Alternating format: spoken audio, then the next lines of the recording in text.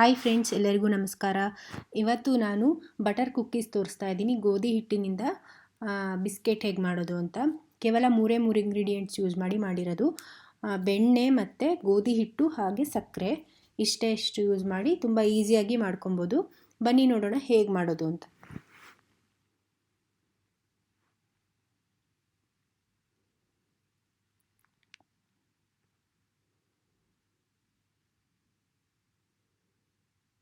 First ಒಂದು ಬೌಲಲ್ಲಿ ನಾನು ಬೆಣ್ಣೆ ಹಾಕ್ಕೊತಾ ಇದ್ದೀನಿ. ಒಂದು 4ರಿಂದ 5 ಚಮಚ ಆಗುವಷ್ಟು ಬೆಣ್ಣೆ. ಇದು ಬೆಣ್ಣೆ ಫ್ರಿಜ್ಜಲ್ಲಿ ಇಟ್ಟು ಗಟ್ಟಿ ಇರಬಾರ್ದು, ತುಂಬ ಸಾಫ್ಟಾಗಿರೋ ಬೆಣ್ಣೆ ಹಾಕ್ಕೊಬೇಕಾಗುತ್ತೆ.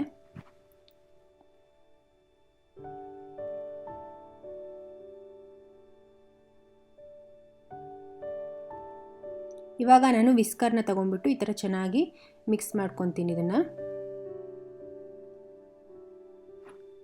ಇಲ್ಲಿ ಬೀಟರ್ ಕೂಡ ಯೂಸ್ ಮಾಡ್ಬೋದು.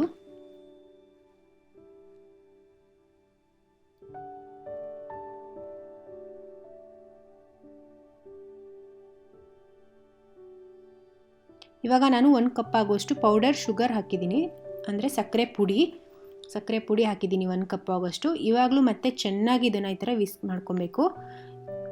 ಇದು ಈ ಥರ ನೋಡಿ ಒಂಥರ ಕ್ರೀಮಿ ಟೆಕ್ಸ್ಚರ್ ಬರಬೇಕು, ಕ್ರೀಮ್ ಥರ ಕಾಣಬೇಕು ನಿಮಗೆ. ಅಲ್ಲಿವರೆಗೂ ಇದನ್ನು ಚೆನ್ನಾಗಿ ತಿರುಗಿಸ್ತಾ ಇರಬೇಕು. ಒಂದು 10 ನಿಮಿಷ ತಿರುಗಿಸ್ಬೇಕು ಈ ಥರ ವಿಸ್ಕರ್ ಯೂಸ್ ಮಾಡಿದ್ರೆ. ಬೀಟರ್ ಆದರೆ ನಿಮಗೆ ತುಂಬ ಬೇಗ ಆಗುತ್ತೆ. ಇವಾಗ ನಾನು ಇದಕ್ಕೆ 1 ಕಪ್ ಆಗೋಷ್ಟು ಗೋಧಿ ಹಿಟ್ಟು ಹಾಕ್ತಾ ಇದ್ದೀನಿ.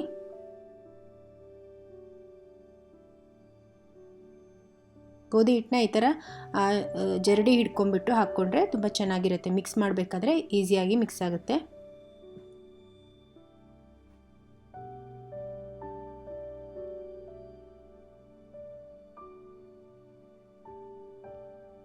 ಇವಾಗ ಒಂದು 1/4 ಚಮಚ ಆಗುವಷ್ಟು ಬೇಕಿಂಗ್ ಸೋಡಾ ಹಾಕ್ತಾ ಇದ್ದೀನಿ.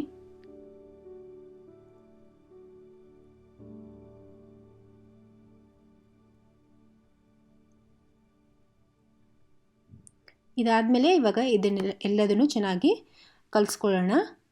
ಈ ಕಲಿಸ್ಕೊಬೇಕಾದ್ರೆ ಒಂದು ನೆನಪಿಟ್ಕೊಬೇಕು, ನಾವು ಚಪಾತಿ ಹಿಟ್ಟೆಲ್ಲ ಕಲಿಸ್ತೀವಲ್ಲ ಆ ಥರ ಪ್ರೆಷರ್ ಹಾಕಿಬಿಟ್ಟು ಕಲಿಸ್ಬಾರ್ದು. ಲೈಟಾಗಿ ಮೇಲಿಂದ ಮೇಲೇ ಕಲಿಸ್ಕೊಳ್ತಾ ಹೋಗ್ಬೇಕು. ಈ ಥರ ಫಸ್ಟು ನಾನು ಸ್ಪೂನಲ್ಲಿ ಕಲಿಸ್ಕೊತೀನಿ ಒಂದು ಸ್ವಲ್ಪ ಮಿಕ್ಸ್ ಆಗೋ ಹಾಗೆ.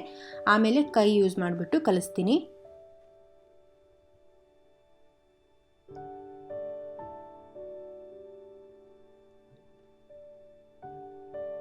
ನೋಡಿ ಈ ಥರ ಮೇಲಿಂದ ಮೇಲೆ ಕಲಿಸ್ಕೊಬೇಕು. ಜಾಸ್ತಿ ಅದನ್ನು ಪ್ರೆಷರ್ ಹಾಕಕ್ಕೆ ಹೋಗಬಾರ್ದು ಅದಕ್ಕೆ.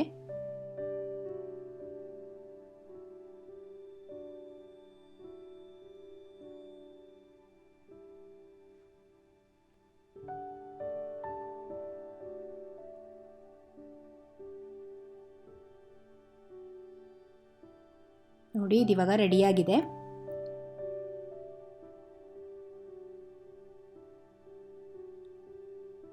ಇವಾಗ ನಾನು ಇದನ್ನು ಒಂದು ಪ್ಲೇಟಿಗೆ ಹಾಕ್ಕೊತಾ ಇದ್ದೀನಿ. ನೀವು ಓವನಲ್ಲಿ ಮಾಡ್ತೀರಾ ಅಂತಂದರೆ ಈ ಥರ ಬೇಕಿಂಗ್ ಶೀಟ್ ಇಟ್ಕೊಂಡ್ಬಿಟ್ಟು ಒಂದು ಟ್ರೇನಲ್ಲಿ ಮಾಡಿ ಹಾಕ್ಕೊಬೋದು. ಆದರೆ ನಾನಿಲ್ಲಿ ನಿಮಗೆ ಇಡ್ಲಿ ಪಾತ್ರೆಯಿಂದ ಮಾಡಿ ತೋರಿಸ್ತಾ ಇದ್ದೀನಿ ಹೇಗೆ ಮಾಡೋದು ಅಂತ. ಓವನಲ್ಲಿ ಮಾಡೋರು ಹಾಗೆ ಅದನ್ನು ಕೂಡ ಯೂಸ್ ಮಾಡ್ಕೊಬೋದು. ಈ ಥರ ಒಂದು ಉಂಡೆ ಮಾಡಿಕೊಂಡು ಕೈಯಲ್ಲಿ ನಿಮಗೆ ಯಾವ ಥರ ಶೇಪ್ ಬೇಕೋ ಆ ಥರ ಶೇಪ್ ಕೊಟ್ಕೊಂಡು ಅದನ್ನು ರೆಡಿ ಮಾಡ್ಕೊಬೇಕು. ಫಸ್ಟು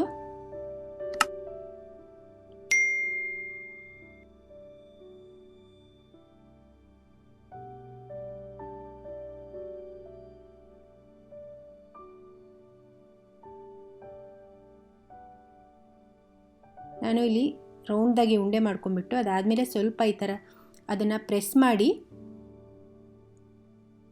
ಇದನ್ನು ಹೀಗೆ ಕೂಡ ಇಡ್ಬೋದು. ಇಲ್ಲಾಂದರೆ ನೀವು ಅದ್ರ ಮೇಲೆ ಏನಾದರೂ ಡಿಸೈನ್ ಮಾಡಿ ಇಡ್ತೀರಾ ಅಂದರೆ ಡಿಸೈನ್ ಕೂಡ ಮಾಡ್ಬೋದು.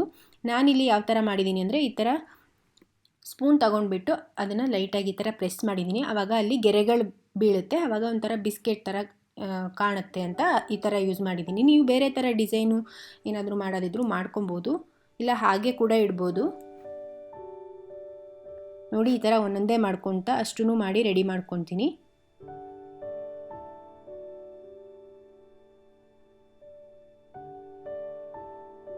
ನೀವು ಓವನಲ್ಲಾದರೆ ಇದನ್ನು ಒಂದು 10 ನಿಮಿಷ ಬೇಕ್ ಮಾಡಬೇಕಾಗುತ್ತೆ. ನಾನಿಲ್ಲಿ ಪಾತ್ರೆಯಲ್ಲಿ ಮಾಡ್ತಾಯಿದ್ದೀನಿ. ನೋಡಿ ಈ ಥರ ಒಂದು ಸ್ವಲ್ಪ ಹಳೇದಾಗಿರೋ ಪಾತ್ರೆನ ತಗೊಂಡ್ಬಿಟ್ಟು ಮಾಡ್ತಾಯಿದ್ದೀನಿ. ಅದನ್ನು ಒಂದು 10 ನಿಮಿಷ ಮೀಡಿಯಮ್ ಫ್ಲೇಮ್ ಇಟ್ಟು ಬಿಸಿ ಮಾಡ್ಕೊಂಡಿದ್ದೀನಿ. ಇವಾಗ ನೋಡಿ ಈ ಥರ ಇಡ್ಲಿ ಪಾತ್ರೆಯಲ್ಲಿ 4 ಸೈಡು ಒಂದೊಂದು ಬಿಸ್ಕೆಟು ನಾವೇನು ಮಾಡಿಟ್ಕೊಂಡಿದ್ದೀವಲ್ಲ ಅದನ್ನು ಇಟ್ಬಿಟ್ಟು ಒಂದು 20 ನಿಮಿಷ ಇದನ್ನು ಬೇಯಿಸ್ಕೊಬೇಕಾಗುತ್ತೆ.